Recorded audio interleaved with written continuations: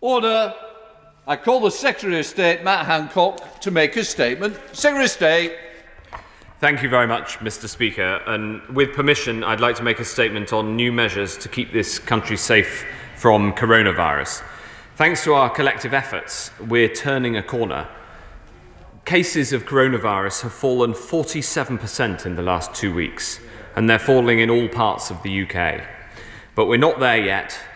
Hospitalisations are falling, but there are still many more people in hospital than at the April or November peaks, and the number of deaths, whilst falling, is still far too high. Our vaccination programme is growing every day.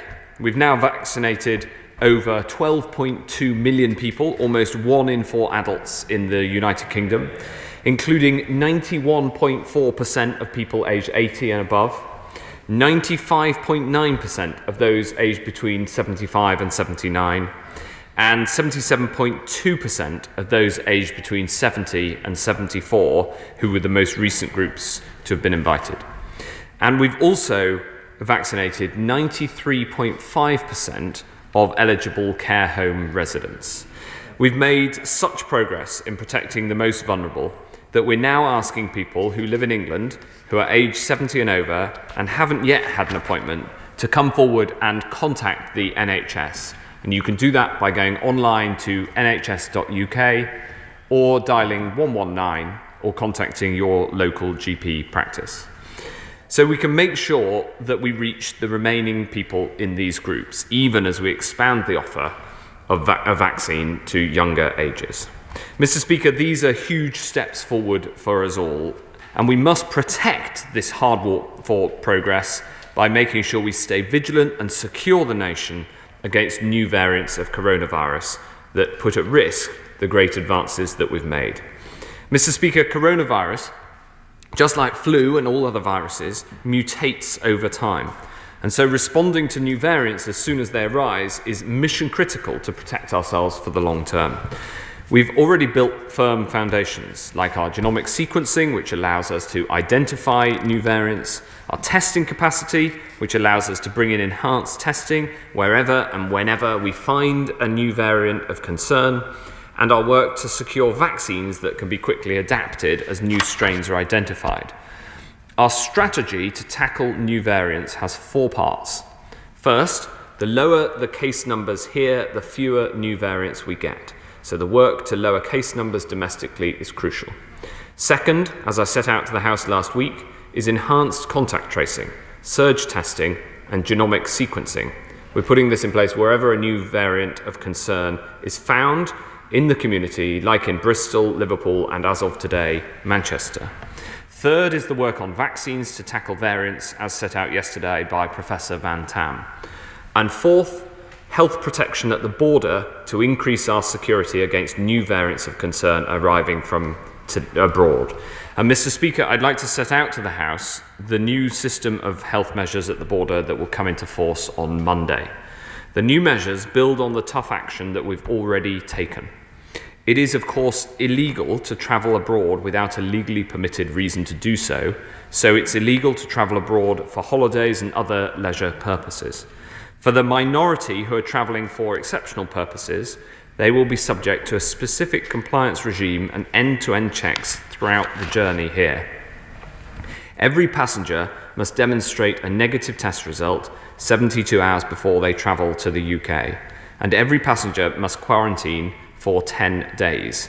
Arriving in this country involves a 2-week process for all. We've already banned travellers altogether from the 33 most concerning countries on our red list, where the risk of a new variant is greatest unless they're a resident here. But even with these tough measures in place, we must strengthen our defences yet further. I appreciate what a significant challenge this is. We've been working to get this right across government and with airport operators, passenger carriers and operational partners, including Border Force and the police. I want to thank them all for their work so far. And we've been taking advice from our Australian colleagues, both at ministerial level and from their leading authorities on quarantine. The message is, Everyone has a part to play in making our borders safe. And I know this is a very difficult time for both airlines and ports, and I'm grateful to them for working so closely with us.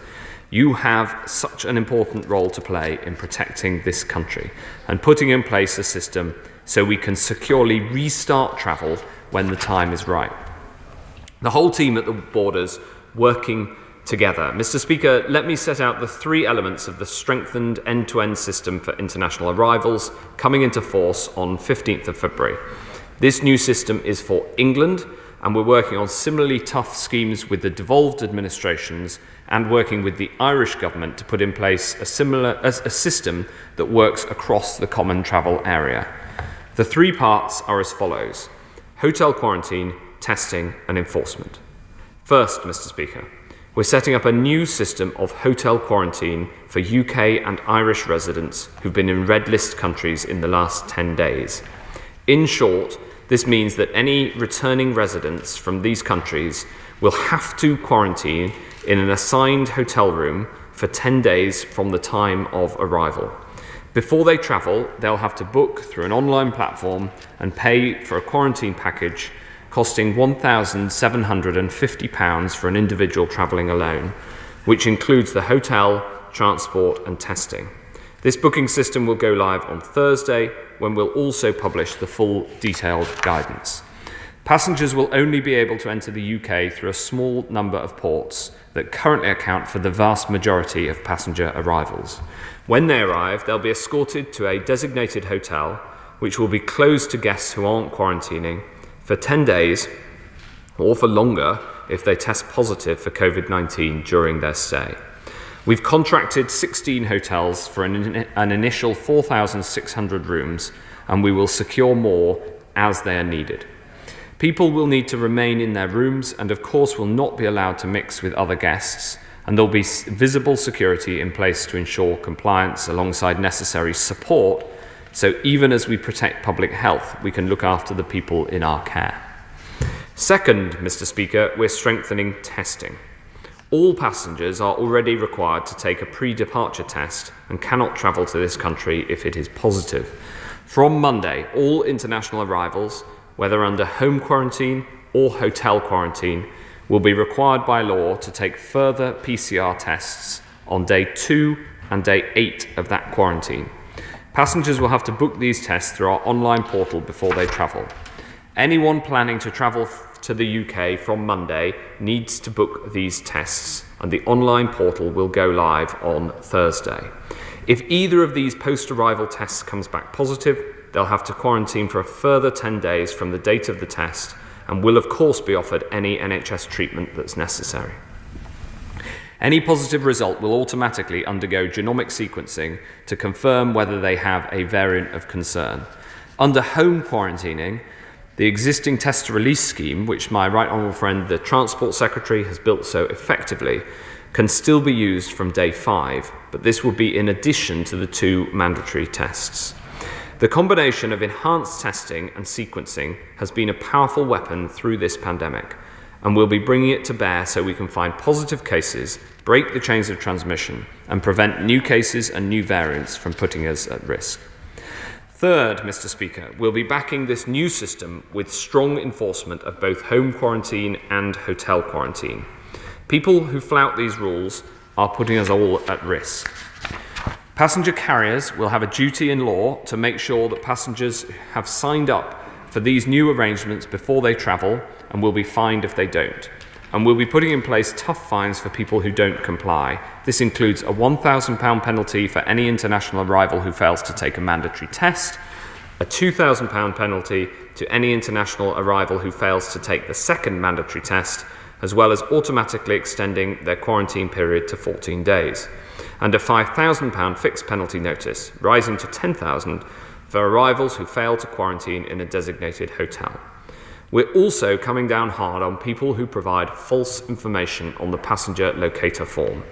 Anyone who lies on the passenger locator form and tries to conceal that they've been in a country on the red list in the 10 days before arrival here will face a prison sentence of up to 10 years.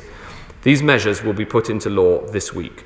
and I've been working with the Home Secretary, the Border Force and the police to make sure more resources are being put into enforcing these measures. I make no apologies for the strength of these measures, because we're dealing with one of the strongest threats to our public health that we've faced as a nation. I know that most people have been doing their bit, making huge sacrifices as part of the national effort, and these new enforcement powers will make sure their hard work and sacrifice isn't undermined by a small minority who don't want to follow the rules. Mr. Speaker, in short, we're strengthening the health protection at the border in 3 crucial ways: hotel quarantine for UK and Irish residents who visited a red list country in the past 10 days, and home quarantine for all passengers from any other country, a 3-test regime for all arrivals, and firm enforcement of pre-departure tests and the passenger locator form. Our fight against this virus has many fronts, and just as we're attacking this virus through our vaccination programme, which is protecting more people each day, we're buttressing our defences against these vital measures so we can protect the progress that we've worked together so hard to accomplish. And I commend this statement to the House. I'm now going to call the Shadow Secretary of State, Jonathan Ashworth. Thank you, Mr. Speaker, and I thank the Secretary of State for advance sight of his statement. And I again start by congratulating all involved in the vaccination rollout. Vaccination needs to reach everyone. And we need to drive up those vaccination rates amongst the over 70s. There have been some reports today that over 70s have been ringing up to get an appointment, but the NHS computer systems are not yet ready to accept appointments over the phone. Could he look into that for us? And what is the plan also to drive up vaccination levels in minority ethnic communities? I'm sure he's as worried as I am about the vaccination rates amongst diverse communities. I know the government announced some funding for local authorities to tackle vaccine hesitancy in minority ethnic communities, but a city like Leicester, mine, one of the most diverse in the country, was not on the list. Can he rectify that? At last night's press conference, he said that the way we deal with new variants is to respond to them as they arise. The first line of defence is to identify and stop spread. But our first line of defence is surely to do everything we can to stop them arising in the first place. That means securing our borders to isolate new variants as they come in. He's announced a detailed package today, but he hasn't announced comprehensive quarantine controls at the borders. So why then, when over half of countries where the South African variant has been identified, why are over half of them not on the so-called red list? And indeed, according to newspaper reports, he wanted to go further with more extensive quarantine arrangements. I want that as well. The British public want that as well. So I will work with him to make that happen so that we can strengthen our borders and fix any holes in this nation's defences. Now, as he knows, mutations occur as long as the virus can replicate and transmit. And the greater the spread, the greater the opportunity. We have the South African variant, we have the so-called E484K mutation in the B117 strain has been identified as well. But isn't the cold reality that the virus is now here for some time? And therefore, for vaccines to succeed in protecting us, we need to do more to protect those vaccines by cutting transmission chains and spread, especially when lockdown eases. Now, last year, the Secretary of State said, in launching Test and Trace, that it would help keep this virus under control while carefully and safely lifting the lockdown nationally. But it didn't keep the virus under control, did it? So how will it be different this time? Will retrospective test tracing, the enhanced tracing he's outlined for areas where there are variants, will that be routine everywhere? And extra testing where there are variants is, of course, welcome. But for many who can't work from home on Zoom calls and laptops, who are poor or low paid, who live in overcrowded housing, or perhaps are care workers who are currently using up their holiday entitlement when sick, so not to lose wages, a positive test is not just a medical blow, but a financial one as well. Last Tuesday, he boasted of the £500 payment, yet over 70% of applications for financial support are rejected. By Wednesday, his own head of Test and Trace was pointing out that 20,000 sick people a day don't isolate. And indeed, 2 months earlier, Dido Harding had already said People are not self-isolating because they find it very difficult. They need to keep earning and feed. The need to keep earning and feed your family is fundamental. So is it any wonder that infections are falling at a slower rate in the most deprived communities? We need that financial support that his own scientific advisors have called for, has been shown to work internationally. And if he thinks I am wrong, can he tell us why he thinks Dido Harding is wrong? Secondly, we know this virus can be transmitted through aerosols. Has he looked at installing air filtration systems in public buildings such as schools? And given concerns that the new Kent variant may shed more viral load through coughing and sneezing, will he update the guidance on face masks, as Germany has done, with FFP2 masks on public transport and in shops?